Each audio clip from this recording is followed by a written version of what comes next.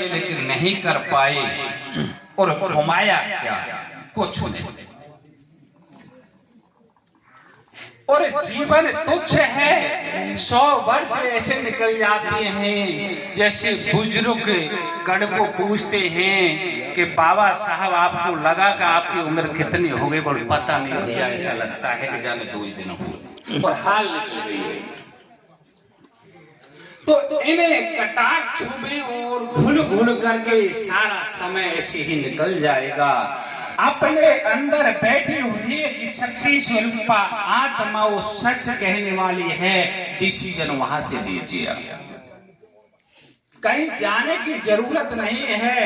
आज देखिए इस सृष्टि को बड़े देशों में बांट दिया, देशों से उपरांत धर्मों में बांट दिया और धर्मों के बाद जातियों में बांट दिया और जातियों से भी आ जाओ आप संत रूप पौने, कोई कबीर पंथी हो गया तो कोई रामानंदी हो गया तो कोई गौड़ पंथी हो गया है, कोई पंजाबी हो गए, कोई मुस्लिम हो गए, कोई सिख हो गए, कोई हिंदू हो गए, कितने उनमें विभाजन करते।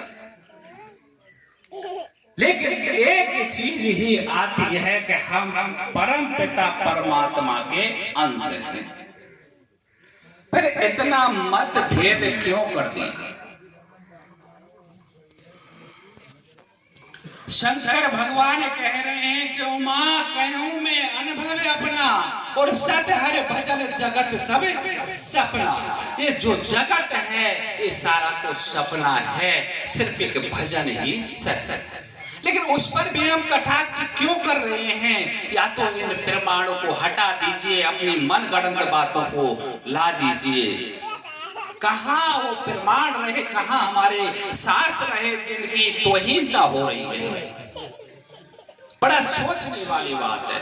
वही तुलसीदास बाबा कह रहे हैं कि सिए राम में सब जग जानी और करहूं प्रणाम जोर जुग पानी। जब सिए राम में सब जग है तो अलग कहां से आ गए, अलग कहां से हो गए? ये सोचे अपने अंदर क्यों प्रकट नहीं की?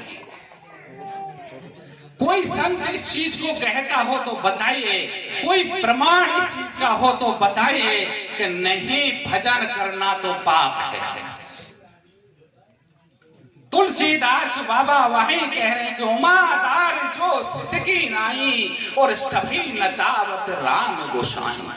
फिर दोष किसको दे रहे हैं जब प्रभु राम ही नचा रहे हैं? एक ही चीज कर लीजिए कि हम तो बंदरी के बच्चे हैं, प्रभु डोर तो आपके हाथ में है, बाजीगर तो आप हैं, जैसे आप नचाएंगे हम तो ऐसे नाचेंगे और शरणागति हो जाएगी। लेकिन शरणागति होना असंभव है, क्योंकि काम क्रोध मद लोभ ईर्ष्या मोह ये पहरेदार ऐसे हैं जो इस जीव को जकड़ ले।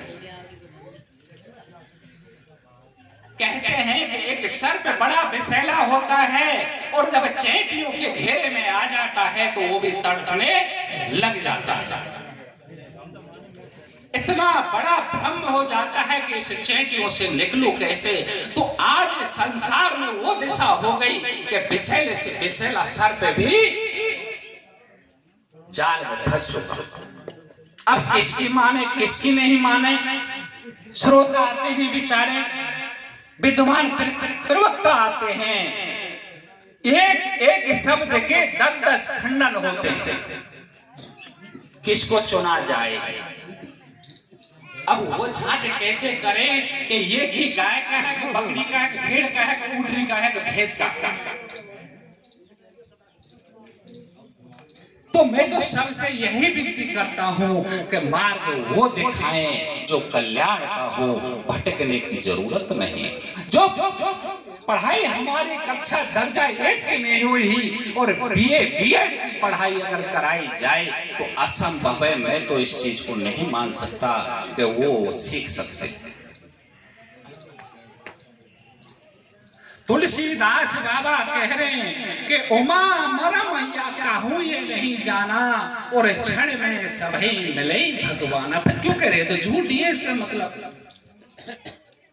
कहते हैं कि देखते नहीं भगवान, दर्शन नहीं होते, तो फिर रामायण झूठी है या ये सब सत्य है? किस चीज पर चलना चाहते हैं आप? निर्णय आपसे लीजिए। जो आत्मा रूपी परमात्मा जो अपने हृदय में बैठा है, निर्णय उससे लीजिए।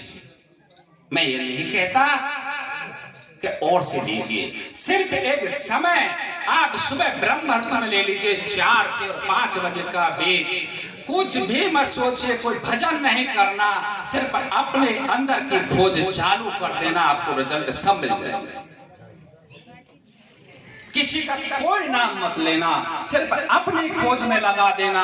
मन को कंट्रोल करके अपनी खोज करानी है कि मैं कौन हूँ, क्या चीज हूँ, क्या करना है और क्या करने लिए आया हूँ और क्या मैं कर रहा हूँ। सिर्फ यही क्वेश्चन अपने अंदर दौड़ाइए, रिजल्ट आपको मिल जाएगा। अब कहते हैं